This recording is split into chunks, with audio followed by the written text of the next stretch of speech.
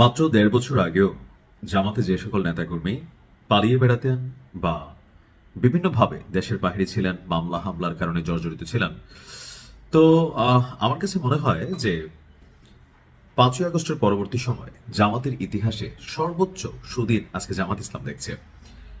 কিন্তু বাংলাদেশ আওয়ামী লীগ ক্ষমতায় থাকাকালীন জামাতকে নিষিদ্ধ করেছিল।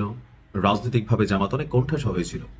তারা কৌশলের আশ্রয় নিয়েছে, এমনকি আওয়ামী লীগকে ক্ষমতা থেকে পতনের জন্য যত ধরনের ম্যাটিকুলাস ডিজাইন আছে, প্ল্যান আছে, মাঠ পর্যায়ে শক্তি আছে, বিএনপির তুলনায় সেটা কয়েক গুণে জামাতের মধ্যে বেশি ছিল।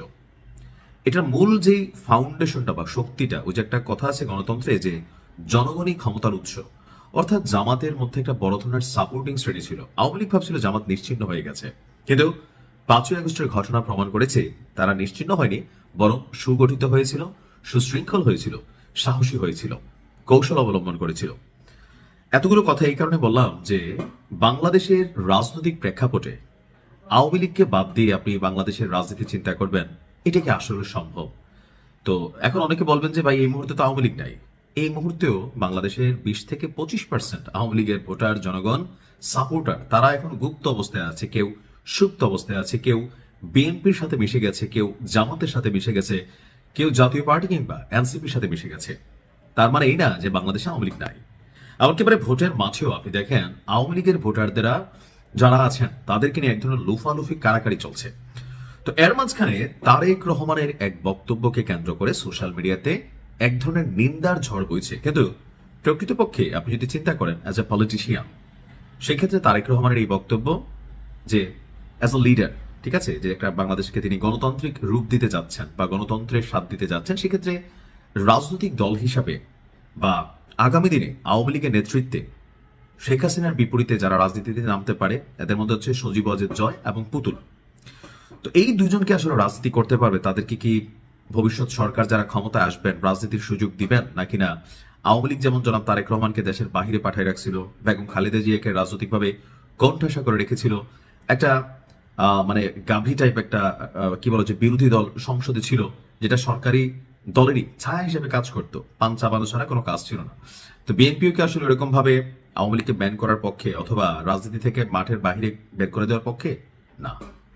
জনাব তারেক রহমানের এক বক্তব্যে তিনি খুব কৌশলে একটা কথা বলেছেন যে জনগণের সমর্থন এবং গ্রহণযোগ্যতা থাকলে সাবেক প্রধানমন্ত্রী শেখ হাসিনার সন্তানদেরও দেশে ফিরে রাজনীতিতে যুক্ত হওয়ার অধিকার রয়েছে। আর এই মন্তব্যে এই মুহূর্তে সোশ্যাল মিডিয়া তোলপাড় যে বিএনপি তাহলে আওয়ামী লীগকে পুনর্বাসনের জন্য সর্বোচ্চ চেষ্টা করছে। কেউ কেউ বলার চেষ্টা করছেন ভারতের কাছে একটা এরকম চুক্তিও নাকি ওনার হয়ে গেছে। এখন এই কথাগুলা রাজনৈতিকভাবে জামাত ইসলাম যারা আছেন তারা বলছেন। এখন এই বক্তব্য তিনি কোথায় দিয়েছেন? তিনি বলছেন যে কে রাজনীতি করবে সেই সিদ্ধান্ত শেষ পর্যন্ত জনগণই নেবে, এটাই হচ্ছে রিয়েলিটি। এটা জামাত অনেক ক্ষেত্রে এই মুহূর্তে মানতে না পারলেও আজকের দিনে জামাত যে সুদিন দেখছে, কারণ জনগণের একটা অংশ জামাতকে সাপোর্ট করছে, ফান্ডিং করছে, সমর্থন দিয়েছে। এখন আওয়ামী লীগের এদেশে 20 to 25% যারা কট্টর সমর্থক, কট্টর, আর যারা উইরা এসে জুড়া বসছিল, হাইব্রিড ছিল, লুটপাট করছে, সন্ত্রাসী কর্মকাণ্ড করছে, চাঁদাবাজি করছে, দল হিসাবে আওয়ামী লীগের অস্তিত্ব নষ্ট করে দিয়েছে, এরা কিন্তু ভাই কি বলা হয় যে ধরেন সুদিনের পাখি, এরা উইরা পড়ে গেছে। আবার কখনো সুদিন আসলে এরাই আসবে, রাজত্ব করবে, এটাই হয়তো বা বাস্তবতা। আজকে যারা তৃণমূলের কর্মী তাদের হয়তো খুঁজে পাওয়া যাবে না, পদ পদবিতেও দেখা যাবে না। তো জনগণের মধ্যে একটা বড় অংশ কিন্তু এখন আওয়ামী লীগের সাপোর্টার আছে, আওয়ামী লীগ একটা বড় দল। বাট যেহেতু এই মুহূর্তে ৫ই আগস্টের আগে বাংলাদেশে দেখতেন যে আপনি বাপ্তি দিয়ে খুঁজা মানে জামাতের নেতাকর্মী খুঁজে পাওয়া যেত না, বিএনপির অনেক নেতাকর্মী খুঁজে পাওয়া যেত না। এটা কেন ছিল? ভয়ের কারণে। যে কেউ যদি জনাব মরহুম প্রেসিডেন্ট জিয়াউর রহমানের জন্মদিনে একটা শুভেচ্ছা লিখত, কোনো সরকারি কর্মচারী কর্মকর্তা, বা একটা জন্মদিনের বার্তা লিখতো, তারে ওএসডি করে ফেলা হইতো, তার প্রমোশন আটকে যেত, এরকম অনেক কিছু কিন্তু হয়েছে, তাই না? তো ওই সময় অনেকেই ভয়ে ভয়ে কিন্তু সব আওয়ামী লীগ ছিল, যেদিকে তাকাইতো ওদিকে আওয়ামী লীগ। কিন্তু ৫ই আগস্ট যখন ঘটলো, এর আগে পরে কোথায় ছিল? কারণ এরা যারা আওয়ামী লীগ হিসেবে দেখছেন ওই মুহূর্তে বাটে বইয়ের অনেকে আওয়ামী লীগ মানে আওয়ামী লীগ ছিল। যখন পরিস্থিতি বদলাই গেছে, যার যার দলে সে ব্যাক করছে। তো এখন আপনি হয়তো কার্যত দেখবেন যে মাঠ পর্যায়ে আওয়ামী লীগ নাই, কিন্তু আসলে কি আওয়ামী লীগ নাই? অবশ্যই আছে। এখন আবার ওই তাদের জন্য ওই জামাত বা বিএনপির মতন দিন আসছে যে ডরে ভয়ে মুখ খোলে না, কারণ এক ধরনের যারা কমিটিগুলোতে ছিল বিশেষ করে যাদের বিরুদ্ধে মামলা আছে তাদের তো অবস্থা ভাই কাহিল। যাদের বিরুদ্ধে মামলা নাই তারাও যে মামলার ভয়ে অথবা মামলা বাণিজ্যের ভয়ে তারাও মুখ খুলছে না। বাট সমর্থন আওয়ামী লীগের আছে। যারা জামাতের ডাইহার্ট ফ্যান, জামাত নিয়ে আপনি সারা দিন যাই বলেন, তারা কখনো জামাতকে ছেড়ে যাবে না, গেছে রক্ত দিবে, জীবন দিবে। যারা বিএনপির ডাইহার্ট ফ্যান, তারা কখনো কিন্তু বিএনপিকে ছেড়ে যায় নাই, কৌশলেও যায় নাই। আওয়ামী লীগেরও একটা ডাইহার্ট ফ্যান গ্রুপ আছে, যেহেতু বাংলাদেশের যে রাজনৈতিক দলগুলো আছে অবশ্যই বড় দল হিসেবে সেখানে বিএনপি এবং আওয়ামী লীগ হচ্ছে সবচেয়ে বড় রাজনৈতিক দল। এখন আওয়ামী লীগের যে অন্যায় দুঃশাসন অথবা ধরেন গুম খুন আয়নাগর বিভিন্ন কিছু এগুলা বা 5ই আগস্টের ঘটনা সবকিছু মিলিয়ে আপনি দেখবেন যারা আওয়ামী লীগের পাগলা সমর্থক এদেরকে আপনি কোনোভাবেই বুঝাতে পারবেন না যে না বাবা তোমরা অন্যায় করছো। লাইক 1971 নিয়ে জামাতের যে অবস্থান আছে আপনি দেখবেন হয়তো বলার জন্য বলে, কিন্তু আন্তরিকভাবে তাদের মধ্যে এটা ফিল নাই, তারা ওই ফিলটা হয়তো অনেকে করে না।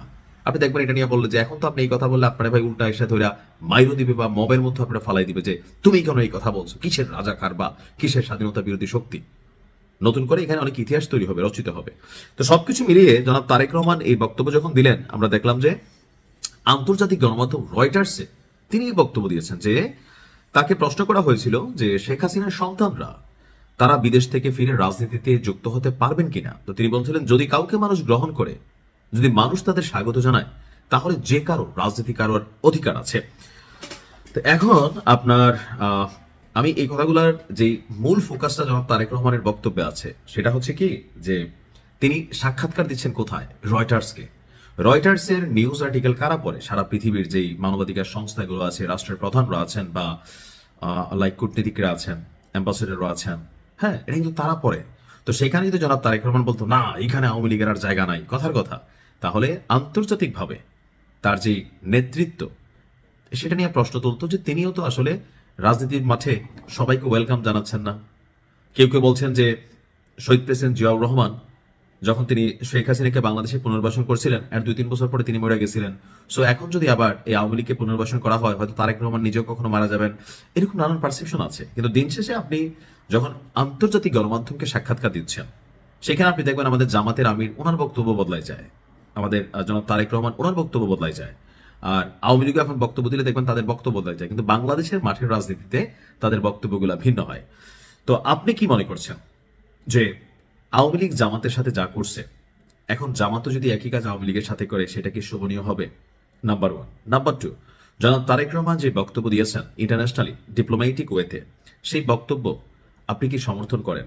আপনি কি মনে করেন যে সজীব ওয়াজেদ জয় বা পুতুল তারা যদি বাংলাদেশের রাজনীতি করতে চায় তাদের অধিকার থাকা উচিত? এখন আওয়ামী লীগের যারা ফ্যান ফলোয়ার নিশ্চয় কমেন্ট করে ফায়দা ফেলতেছেন, যারা বিএনপি জামাতের তারেক রহমানের বক্তব্যের পরেও বিএনপির অনেক নেতাকর্মীরা এটাতে পছন্দ করবে না, আর জামাত তো করবেই না, কারণ জামাত আওয়ামী লীগের আমলে দুঃশাসনের শিকার হয়েছে। এটা খুবই কঠিন একটা কাজ যে আমার ঘর ভাঙে যে বা আমি বাঁধি তার ঘর। কারণ 2025-এ আমরা যে নীতিতে চলি, তুমি আমার দিকে তাকাইলে ভাই তোমার 14 গোষ্ঠী খায় ফেলব, মানে আমাদের রাজনৈতিক যে ফিলিংসটা রাইট নাও এটা।